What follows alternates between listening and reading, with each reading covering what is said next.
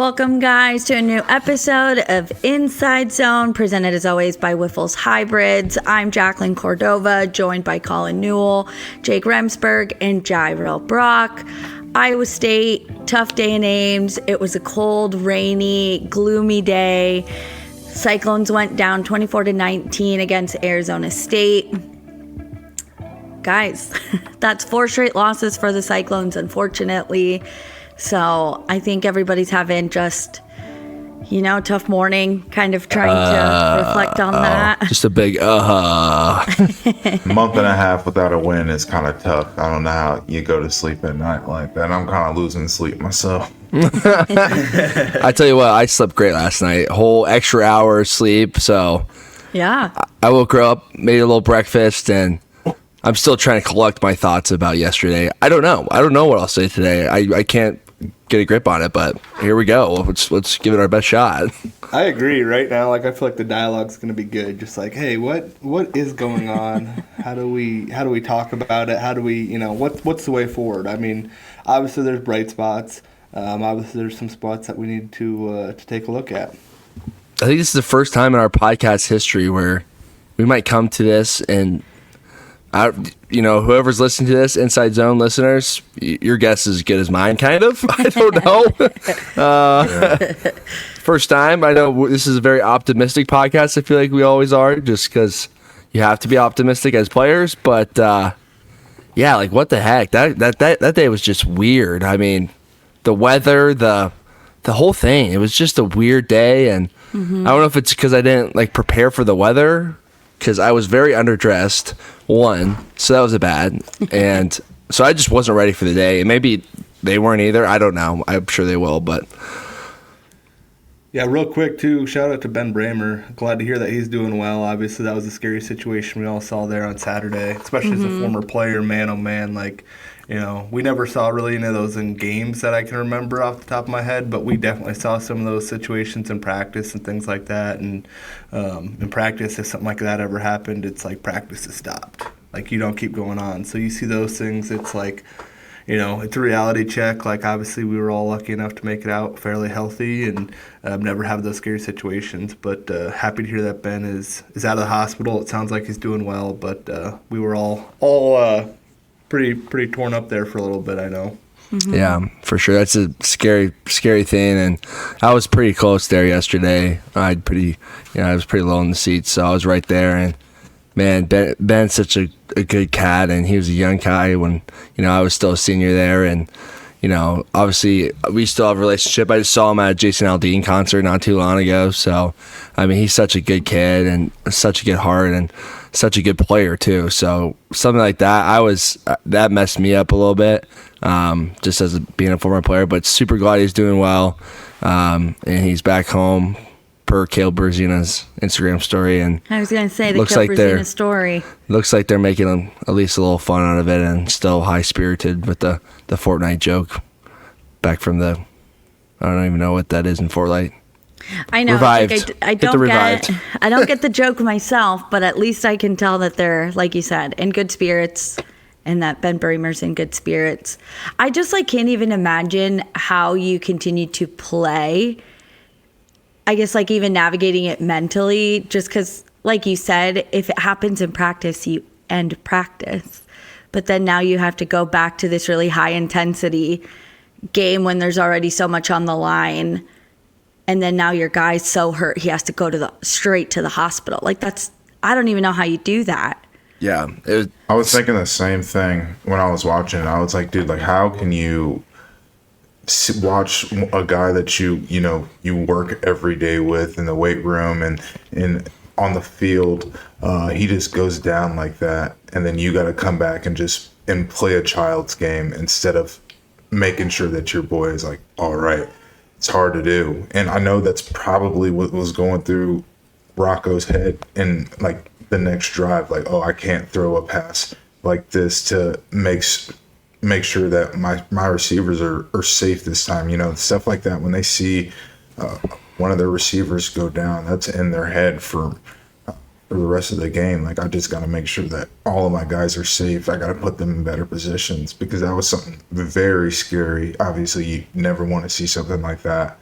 I obviously didn't have the pleasure of playing with Ben, but I met him at Easton Deed's wedding a couple years ago, and I have nothing but great things to say about the guy. He's awesome dude, and just glad to see that he's okay. And I think in a situation like that, because correct me if I'm wrong, I believe that goes into a third down there, correct?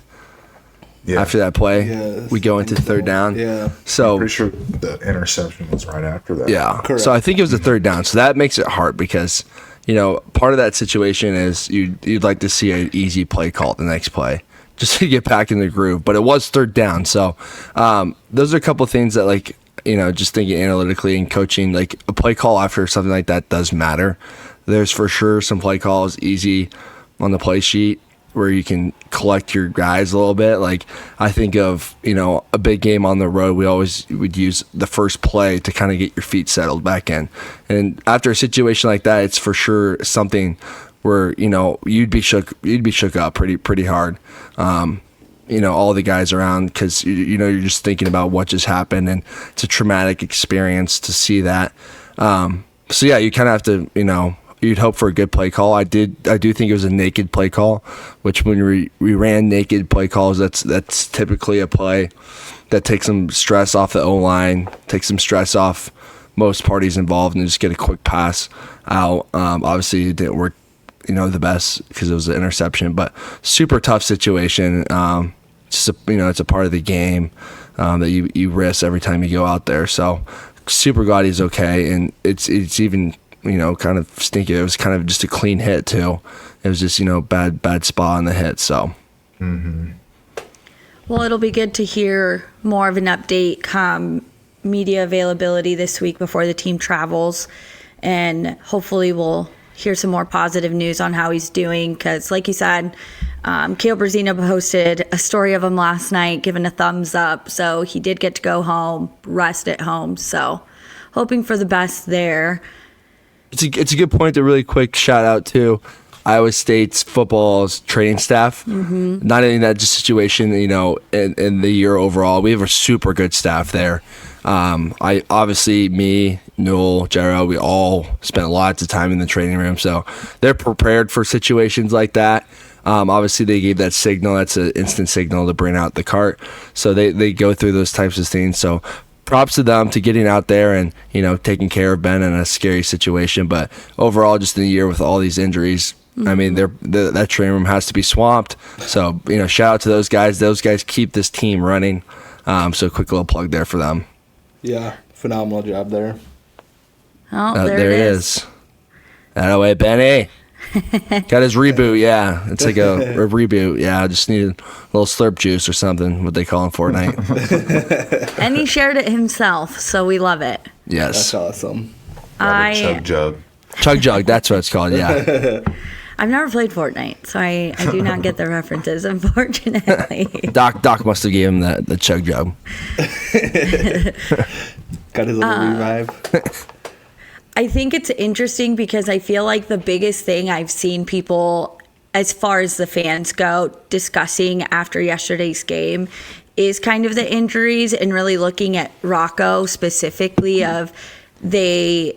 Fans are kind of chalking it up to, Rocco hasn't really looked the same since his bad hit in Cincinnati, and then, he had another one, and I am no medical professional. You guys might know maybe a little different since you've been in those rooms before, but how do you guys feel about how Rocco's been performing? Obviously, he's been struggling a little bit.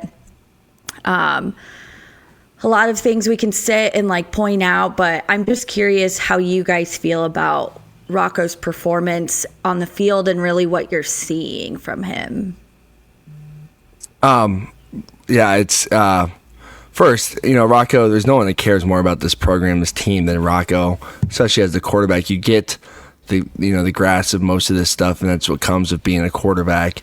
But obviously, he has not been what he was at the beginning of the year, and he's just, not really getting it done right now. Mm-hmm. And it stinks to say, I love the guy. But yeah, it's I don't know if you can relate it to an injury. Obviously, you don't know what's really happening. It's easy to point to a big hit like that, and it might be. He just kind of has been shaken up ever since, or it could be a nagging shoulder injury we have no clue about, or just his overall body and mental fatigue. And that's another huge thing. When you care so much about a team and results, mentally it's super draining when you're not getting the results you want, and you put a ton of it on you. There's people that are sports psychologists for a reason. People go through things mentally that make it super hard to go out and play your best, especially when you put that much pressure on you. We do have sports psychologists at Iowa State, and they're fantastic at what they do. I'm sure Rocco being a quarterback, it's just kind of guaranteed that you're going to meet with the sports psychologist. I'm sure he is. But yeah, it's just, it stinks to see, but it's just, and it's not all on him, but like, it's the quarterback play is just not where it needs to be to win football games right now. So, yeah, I would say first and foremost, one of the coolest things about this situation is obviously, like Remy said, like you can look at statistics and say Rocco's not playing where he was maybe the first 5 weeks of the season. I think one of the greatest things that we've seen is his leadership still. He's still going absolutely. out there. He's never pointing fingers. You never see him acting up on the sidelines. In his interviews, he's saying it's on me when things are wrong. He's saying it's a team when things are right. That's a hard thing to do. I mean, that takes a lot of humility to be able to go out there and say, like, hey, offensive line's playing great, ran the ball really well. I didn't do my part on throwing the ball around the field, whatever it is. And let's be honest here. We've seen how many drops this year in key situations. A big thing that I know we're going to talk about here later on is third down conversions that we've had kind of in this game stretch, especially this last game. He's putting the ball on people in times. It's, not slipping on fourth downs and things like that where it's like, hey, he's doing his part in situations. It's really hard when you feel like you're doing your job and maybe you're not getting the results that you want. That's kind of life. How he's handling it, I feel like, is first class, and nobody's questioning that. He's going out there and giving everything he's got. He's preparing really well. But, yeah, there certainly is those statistics that do follow. And I think if we can get some more completions in terms of, like, not dropping the ball, I think that this whole season maybe feels a little bit different for sure. Yeah, I agree. I think a big thing with, Rocco is you're totally right. He is leading this team the way that any leader should be. People like to compare him to Brock a lot. I don't like to compare the two just because totally different people. I don't like comparing two men anyways. But I will say I see a lot of that same leadership that we saw in Brock and Rocco. And obviously, being the quarterback, you're going to take, when you're winning, you're going to get the credit for winning, and when you're losing, you're going to obviously get the credit for losing. And being a leader that Rocco is, obviously he's going to take that.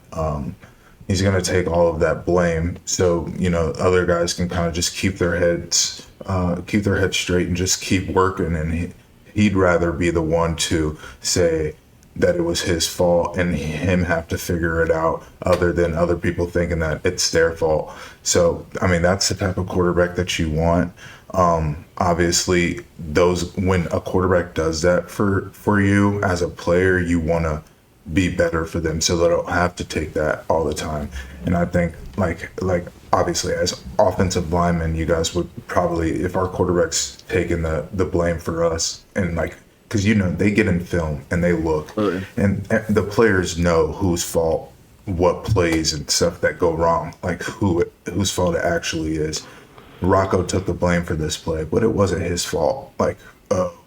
Left guard slipped and the D tackle got through, but Rocco, being the person that he is, he took the blame for it. But they get in the film room, and then now the offensive guard is looking at the play I want to be better for that guy so he doesn't have to do that.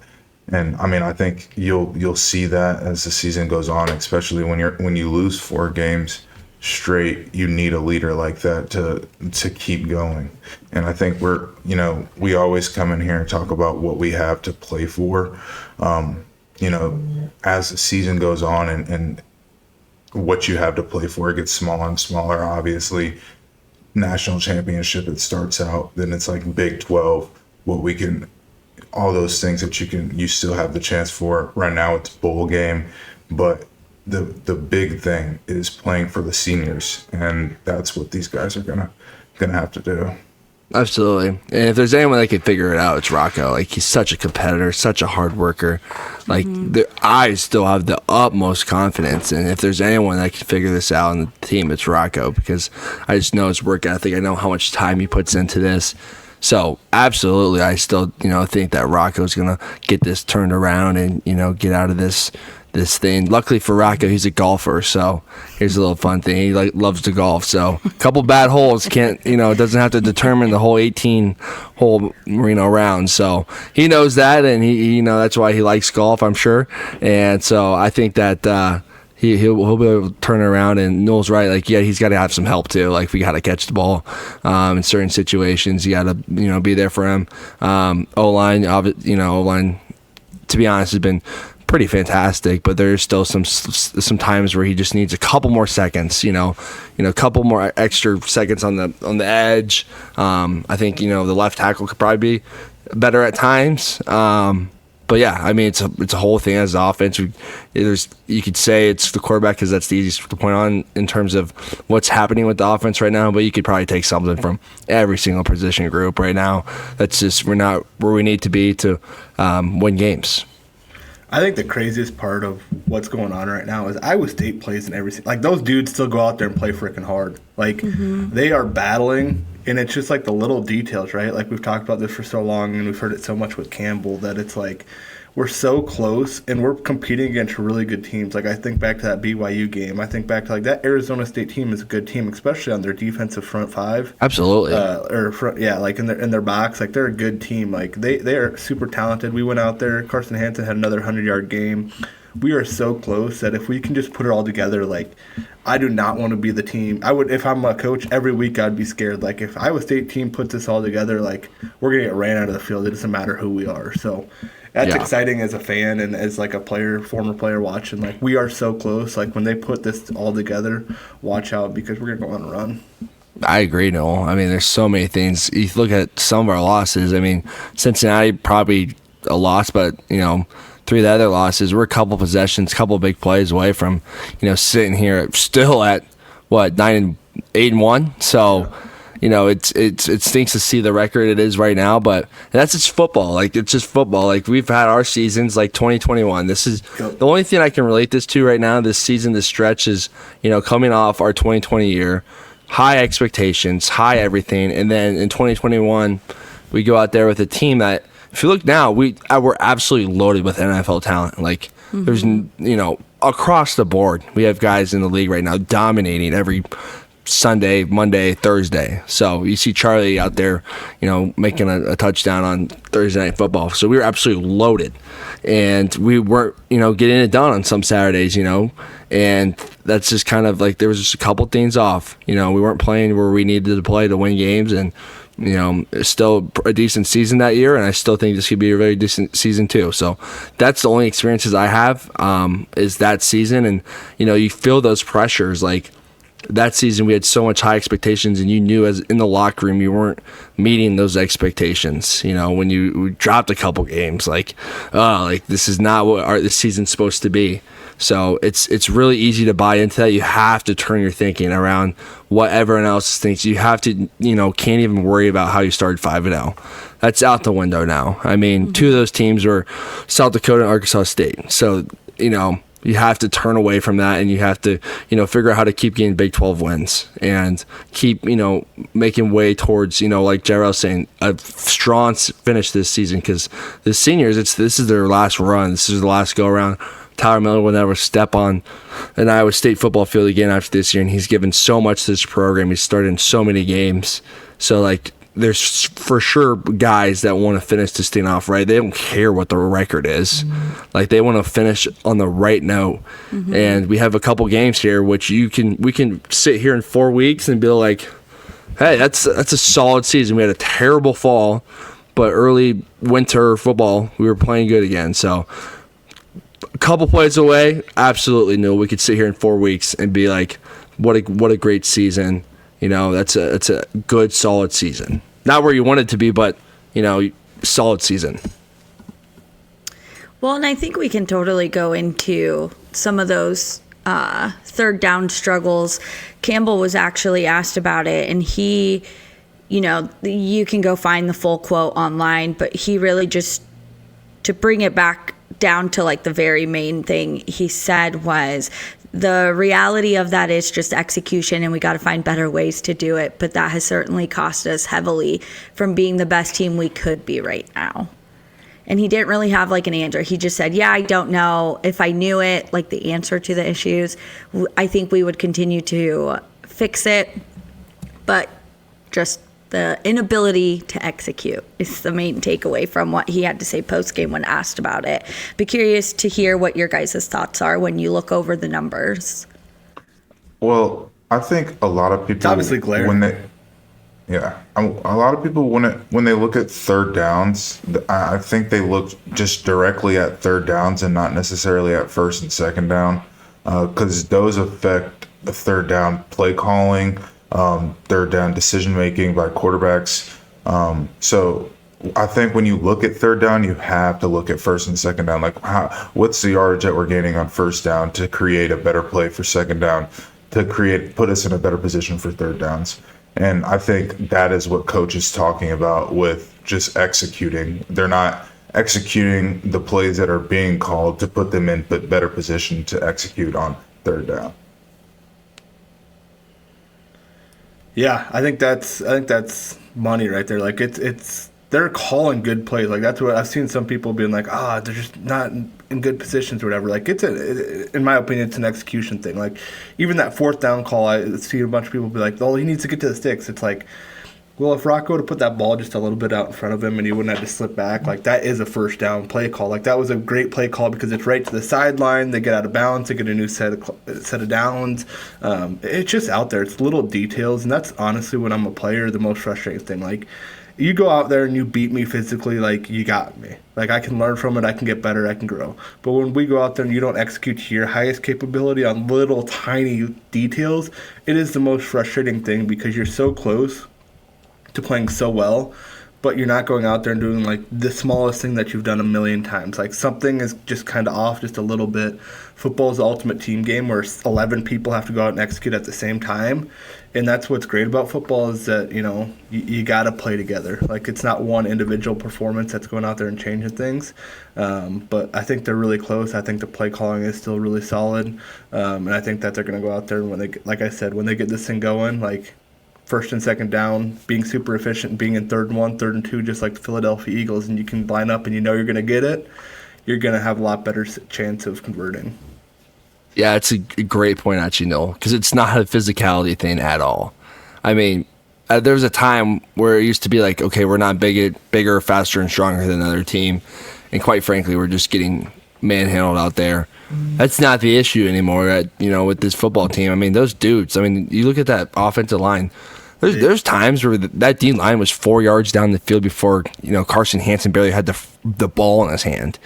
So, physically dominating. The perimeter blocking too, the tight end blocking, I think he's just been pretty darn good. So I think that's a huge positive we can take, at least from a bad stretch here, is like, yeah, we're dominating some teams, it's right. It's just the lack of execution in the moment. Maybe it's, that, like you're saying, that late play with the ball just a little bit behind, or maybe it's, a twist game that, isn't exactly handed the right way. So just little things that, lead to those stats. But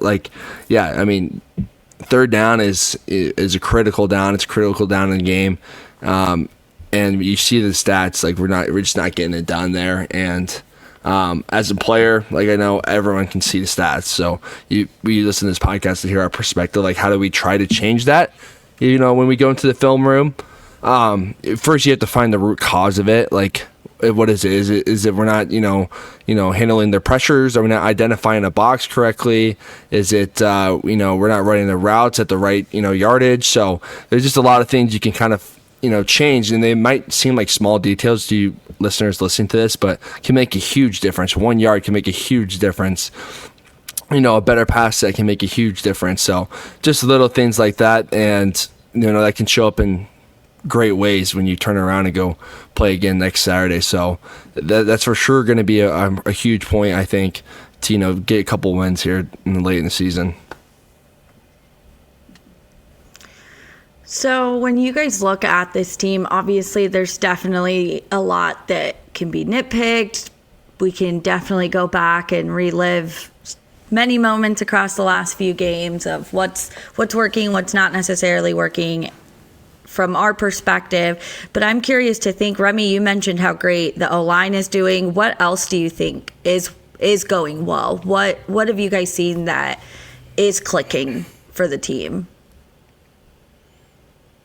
Well, the run game. I think Jake said the O-line, and I'll say the running backs have done a great job. When we talk the run game, that's both of them, and also including the tight ends, because we use a lot of tight ends as well. So I think they've done a great job of getting a push at the line. I don't know what the statistics are of us actually running the ball on first down. I don't know the yardage and stuff like that, but if we're not starting each 4 downs with a run, that's possibly part of the third down percentage, because I think we get a good chunk of yards when we run the ball with our 2 running backs that we have that can go over 100 yards at any time. We're doing ourselves a disservice not doing that if we don't. Yeah, I think the physicality, we've talked about how that offensive line's playing really well. I think the development of them, watching their technique, watching them communicate really well together, are all things that really, you can have some nasty dudes on the offensive line, but if they're not communicating and working together and making sure they're identifying the right people and going from there. So, as a former center, a lot of credit to Jim Boniface, obviously, after last year, going from starting to not really playing to playing again at a really high level, and really conducting, hey, this is who we're going to, this is how we're doing it. Huge shout out to him. I think he's playing really, really well at that center position and certainly leading the way really well there. But the development, right? What Coach Clanton is able to do and develop people, we saw it at UNI. We're starting to see it here at Iowa State, where he's getting dudes to look really big, really nasty, and they're playing really well together. I think is one of the absolute bright spots for us to take a look at right now. It's a really tough position to develop people, especially here in the state of Iowa, where we're not having guys necessarily come in at 310 pounds and playing as freshmen like you maybe see in the SEC and maybe even some of the Big Ten. But they're getting guys to come in, buy into what he's doing. He's developing not only the starters, but I'm hearing he's developing the younger guys. So this isn't going to be some sort of hey, we had a really good group, but all of a sudden they're all seniors, they're dropping off. It's going to be this almost factory type situation where all these guys are getting held accountable, whether they're freshmen and they're not playing scout team, they're still accountable to what's going on for the varsity or for the starters. So I'm sure Remy can talk to that a little bit too. I never played under Coach Clanton, met him, he's a great guy, but everybody's accountable for the same standard, whether you're starting or whether you're that guy playing scout team. Yeah, absolutely. I mean, that I could talk all day about the O-line and just, kind of how proud I am. That's the one thing I kind of, I woke up this morning and I was like, damn, those guys are playing really good. And you could also say, to your point on development, Noel, from the moment I met Coach Clanton, I just knew he was the right guy. He's just an O-line guru. He takes practice with a different approach that a lot of offensive line coaches do. He's not going to make you do the same drill from, August 1st, first day of fall camp, to, November, what's tomorrow, November 3rd, midway through the season. He's going to find different drills, different ways. We had so much equipment, I can't even explain how much equipment we had on the practice field. That was just crazy. We'd use volleyballs and we'd use PVC pipes and we'd use sandbags and just, you kind of name it and he could make an O-line drill out of it. So he for sure is, an up and coming, just bright spot for this team. I mean, I hope he's, a Cyclone for a long time, because I'm sure there's going to be. Everyone wants to talk about Campbell and all the coaching possibilities and changes that could happen this offseason. I think there's a couple assistants that, are going to be very high on people's radar, and I think Ryan Clanton is going to be one. Just being honest, because as a player, like he would have my full, support. If he was gonna put me in for what's that thing in jobs you need? You need like a referral or like I don't know, whatever. Recommendation or yeah. Or referral. Yeah, you're right. Or whatever that is. He would have my cast for any job in the country for O-line. Let's not say that out loud, Remy. I know. I'm just being honest, dude. Like, I'm just trying to get our coaches post. No. Remy's the reason he goes on people's radar. No. I'm sure if there's any radar, he's on it. But that's just a testament to how good he is as a coach, and to see it actually kind of come into fruition and see that happen this year, it's just awesome to see. If you look at our roster. Want to talk next level NFL, there's a couple guys. The best group that has, I think personally, the best chance to succeed in a lot of years in the NFL is a couple of those guys on the line. Just from where they are, I think I've heard little birdies that like Jim Boniface is just a name that's just blossomed because he's playing exceptional football, and so Tyler Miller is obviously a name that you would think would be very highly recommended and wanted by NFL teams just because of his pure stature and just the way he can move. There's a couple backside, blocks yesterday. There's no reason a 6'9" man should be able to cut off a 250-pound DN on a backside block like that, like Tyler does. Incredible. Anyways, I could go all day on that. I'll give you my I can't even forget the question, but I'll give you my best part, or a part of an area we're not talking about more. And I'll switch it over to exactly the question, Jake. Okay, perfect. My answer though would be the defense, and it's not really. My answer really isn't even like a schematically answer or like a talent level. It's pure hustle and pure just aggression.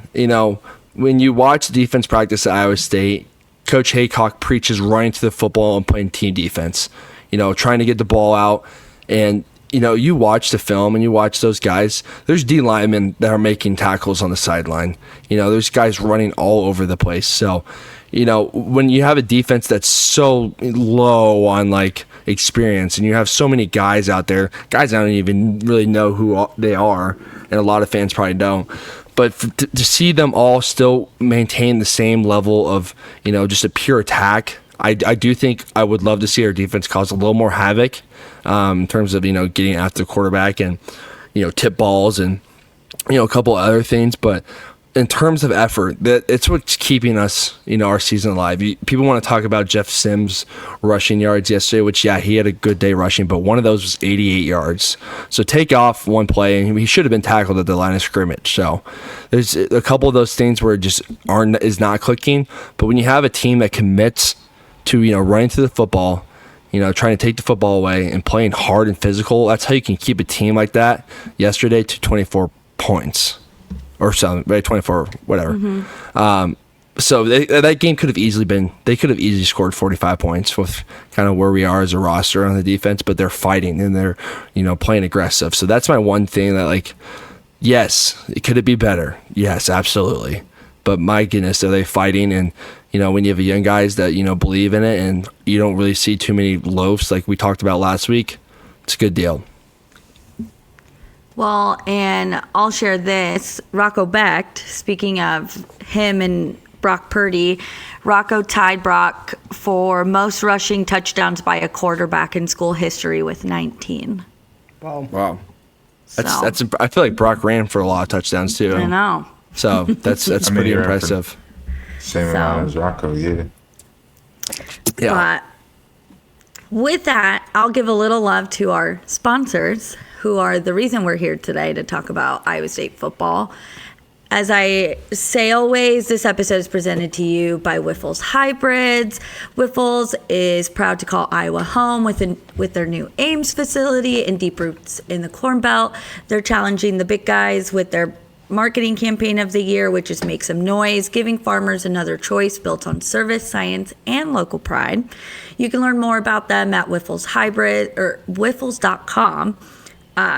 And as always, they're Cyclone supporting Cyclones, and they're huge supporters of what we do here at Cyclone Fanatic. And it's officially November, which means holiday season is truly upon us, which is crazy to think. when you're planning your holiday meals this season, look over to Farm Story Meats. They joined us here late this season, but again, Cyclones supporting Cyclones. They're located right in the Ames area. They're a family-owned Iowa company connecting you directly with farms and people behind every cut of meat. You can taste the difference in every bite. They have high-quality meat. They care deeply about just, farm practices, animal care, and sustainability. So when you're trying to figure out what you're doing for the holiday season, how are you going to feed your family, look to Farm Story Meats. They have a lot of high quality cuts that will keep your family fed as we get into that, like I said, holiday season. That's crazy. Which, Nuts. If you need a Cyclone gift, go to the Cyclone Fanatic shop. Tons of great stuff to buy your Cyclone loving relatives, kids, a treat for yourself. So Yeah. Never count out yourself for a little holiday gift. Treat yourselves. Treat yourself. Go ahead, put up that Christmas tree. Go ahead, put up those Christmas decorations. It's time, guys. Oh. It's definitely time. Whoa. That's crazy. It's November 2nd. Yeah, after Halloween. What, you think I'm going to put up a bunch of turkeys in my house? No, but you can save some of the bigger Hell yeah, stuff that for sounds awesome. after Thanksgiving. I get it if you want to start switching the seasons in your house, Nah, man. but let's keep the Christmas tree just waiting a little couple more weeks. Yeah, I don't put that Christmas up tree's until going after up. Thanksgiving. Christmas tree is going up. Well, guys, my last question to you, unless you have any other thoughts you want to share about the game, but I'm just curious, what would be your advice for these guys? You, hypothetically speaking, let's say you're standing in practice with them and they're all sitting staring at you. What is your one piece of advice for them as they go into this final stretch? Oh, I'll start. I think it's simple. Here's a little backstory. So my seat's yesterday close to the field. So when I was down there yesterday, I could just smell it. I could smell the other team. I could smell their detergent they use on their uniforms. Weird thing, I know. But if you know, the chemicals they use to clean jerseys, it's a real scent. And once you leave and you smell that scent again, it just brings back so many memories. And you smell the grass, and you just smell the atmosphere or hear the atmosphere from the sidelines. And so the one piece of advice I would have is just it goes by super fast. And I now am in the working world now, and I have a job. We all have jobs, so none of us are playing football anymore. So every opportunity you get to play football, I would have loved to go play yesterday. My body would have said no, but I personally would have loved to. So just soak in the moments. It's so easy to look at your standings or your record and a scoreboard, but when you're all said and done, it doesn't really matter. Looking back on it, we're going to TCU this next game. We lost to TCU 60 something to 7. We may have scored 1 touchdown. In the moment, did that stink? Yeah. Now, I'm just grateful for those moments. So, obviously you're going to go out and try to compete, but just enjoy every single moment you have to, try to win a game, go out and get better. At the end of the day, we you kind of get it a little bit yesterday with Raymer's injury. It's really not that serious. As fun as it is to talk about records, it's a game, and you get to go have fun, and you got to go play. So my one message to them would be just go have fun, go compete. The scoreboard will take care of itself. We go work hard, and don't let the outside pressure really wind you up. It really doesn't matter. We're either going to be 6-4 or 5-5. So you might as well put your front foot forward, and make some noise, as Wyffels would say. I like it. I like the sponsor ad. Yeah, Jirehl? and we kind of said it earlier about plan for the seniors, but play for yourself too. When we were there, 19, we made this big thing about finding your why. Why do you do this? Why do you want to play? It's it's got to be something deeper than just football, because like we say, this is a kid's game. There's something else that's driving you to do what you do each day. So I mean, I think you just got to dig deep and find that why. Because if you don't have something to tether you back to, you can fall off, and this is going to be around the time where people start to hop into the portal eventually, and things are just people are just gonna start to leave, and you're gonna start to actually notice like who wants to still be around here, and as a team, you just gotta really like find who wants to be here, and go to war with those guys, and forget everything else on the outside, and just keep going. Because I mean, and the guys that are here right now that aren't seniors play for the seniors, but then play for next year too. Like, you're not just playing for now, you're playing for later as well. You're building something. So don't take any day for granted. Like you said, Jake, like, I mean, my last day, I didn't know it was my last day until it was my last day. So like, just don't take any day for granted. I didn't even get a senior night. So like, things like that are something to look forward to, and something definitely not to take for granted. Yeah, I mean, those are both great things, and I would piggyback pretty much off both of them. Like, we don't know. We're playing it's a kid's game. Football's really tough. The pressure's really, really high. The stakes are high. We're judged on results. Obviously, those guys are going in there, and Coach Campbell hammers on detail, and all that stuff is really how you become successful. It's really the truth. Like, I feel like those guys are going out there, they're executing in practice, they're just putting in the extra film work.